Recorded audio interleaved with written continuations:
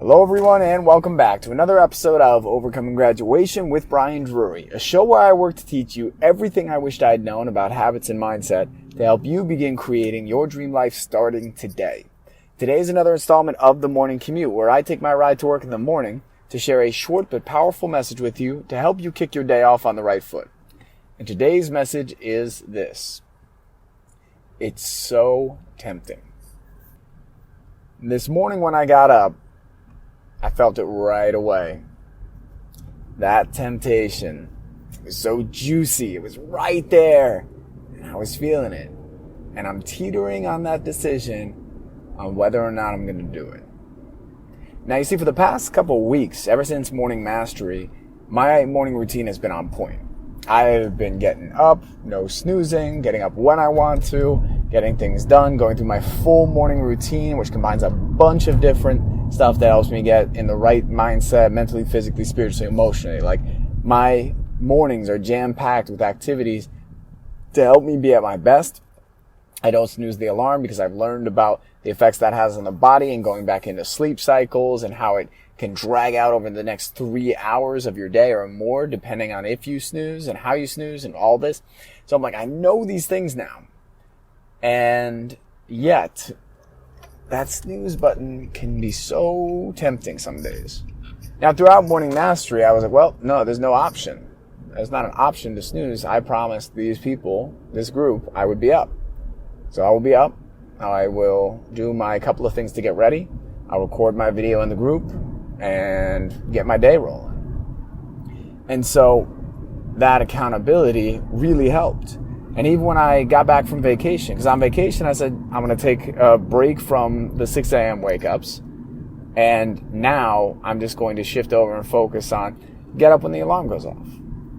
Now that I'm back, okay, back to the routine. Let's get back to it. Let's dive back in. Got right back to my routine. I'm back in it. I'm feeling good.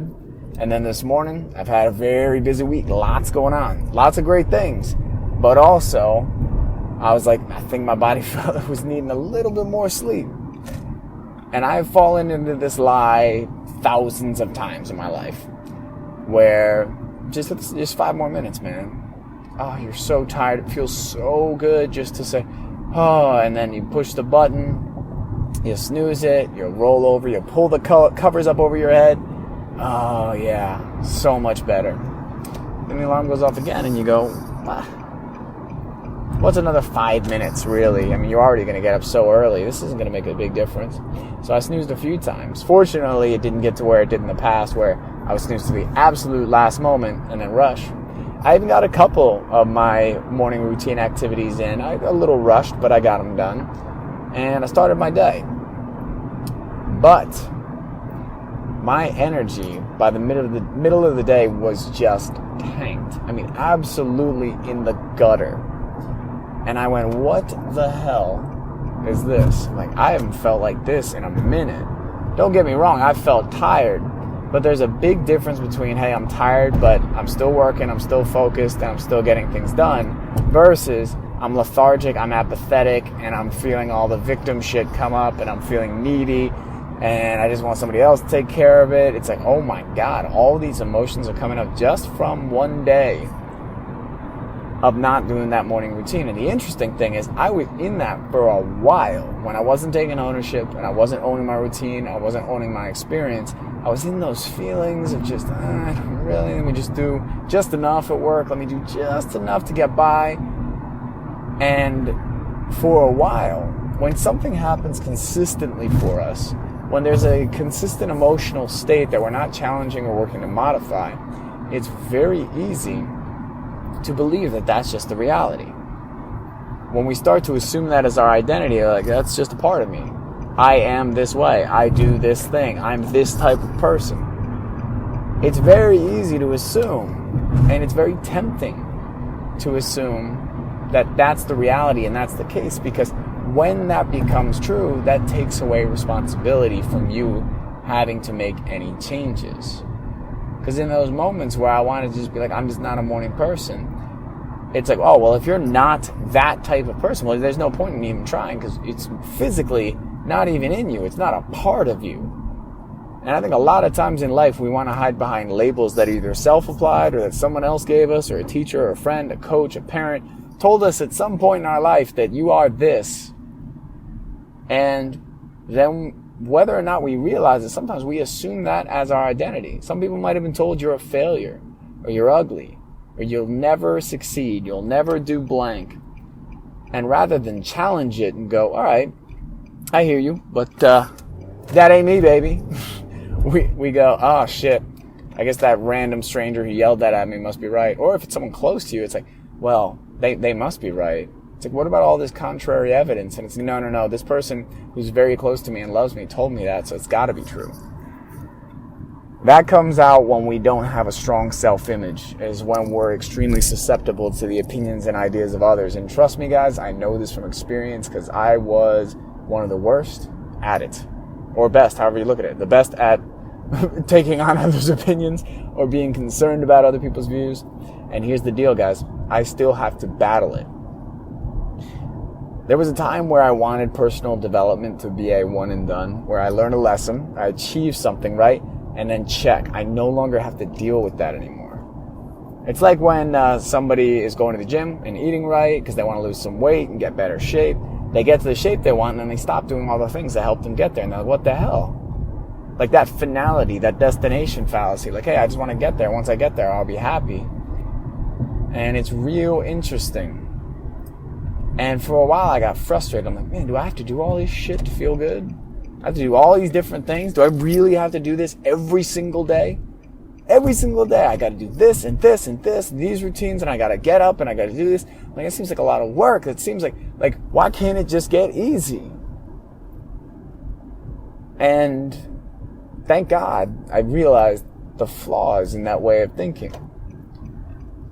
And thank God for people like Inky Johnson, for people like Garrett White, for people like Mel Robbins, who are throwing out truth that may be difficult to hear, but I'd much rather hear a difficult truth than a really beautiful lie or a well-told lie. And that truth is, it's gonna take work. Mel Robbins has built an entire, whole business, and she has multiple, but a whole business around the 5-second rule, which helps people take action. And she built it and started it because she had trouble getting out of bed, and she used that to reshape her life. And she says, every day it sucks, and every day I don't want to do it in the first moment, but as soon as I get up, I'm like, I'm so glad I did. And anytime we're putting in a new habit or a new behavior into our life, I think it's important to recognize it's never going to be perfect. It's never going to be 100% of the time totally locked in.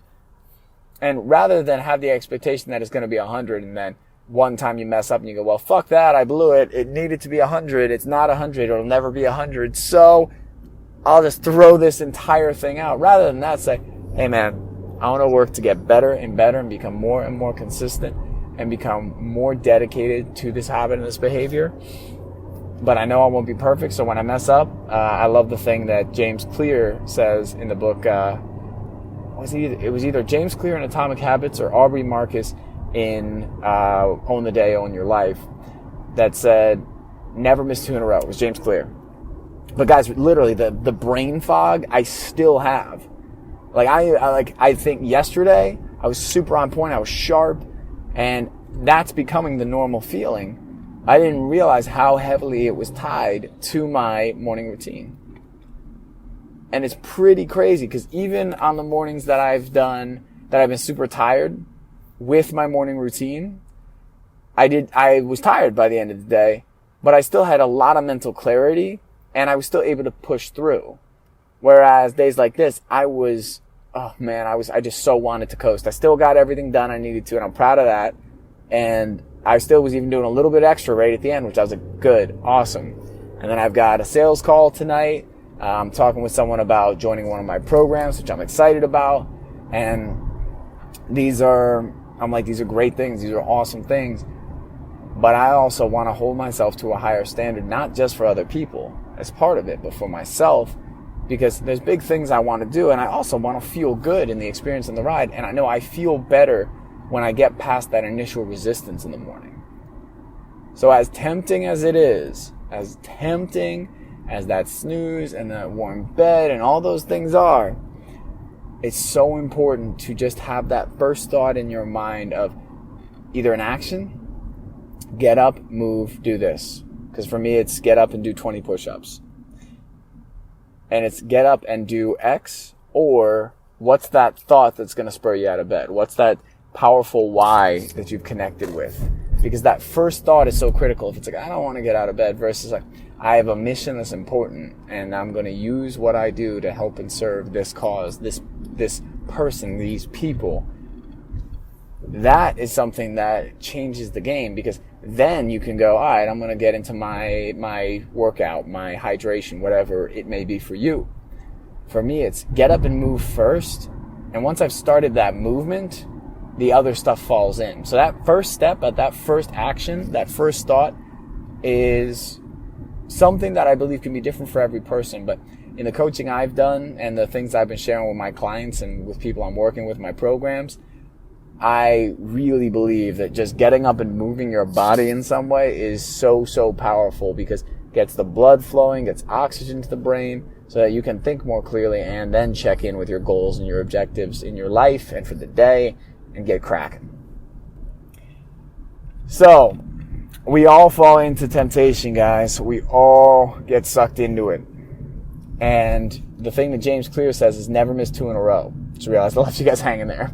He says never miss 2 in a row. He's like, because everyone's going to miss here and there on a workout, on a healthy eating routine, on you name it. He goes, but he goes, if you do it once, that's just once. If you do it twice, that's the beginning of a new habit. So never miss twice.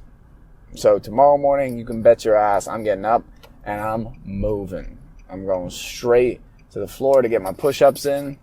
I'm going to knock that out and just roll into my day. So when you think about your life, when you think about where you're at, when you think about what you're working on, when you think about your goals and your ambitions, where are you letting the temptation take over? Where is the temptation winning out? Where is the temptation becoming the norm? Where is the temptation becoming the behavior, the accepted reality, the excuse, that's just how I am? Because guys, I don't care what it is. If it's not the way you want it to be, you have a choice and you have the option to change it. If it's mindset, if it's the way your body looks and feels, if it's your sleep patterns and routines. I, a while ago, got very tired of my own bullshit, my own excuses. And I said, I'm done with that. Now I'm going to start embracing my power, my ability, and taking full responsibility. Like Jocko Willink says, take extreme ownership. And then choose to say, okay, I know it's tempting. I know it sounds so good, but right now, my goals and the direction I am moving my life doesn't align with that temptation. That temptation doesn't serve me. This will put me in a better place. I'll enjoy my day more. I'll be able to give more. I'll be able to do more. So I'm getting my ass out of bed. So where do you need to be getting your ass out of bed, either literally or metaphorically in your life? And what can you do to set yourself up to succeed to take that step today? I love you guys. Thank you all for listening. I love sharing these with you, and I love you being a part of this show. If you haven't already, be sure to go subscribe to the podcast on iTunes, Stitcher, or Google Play.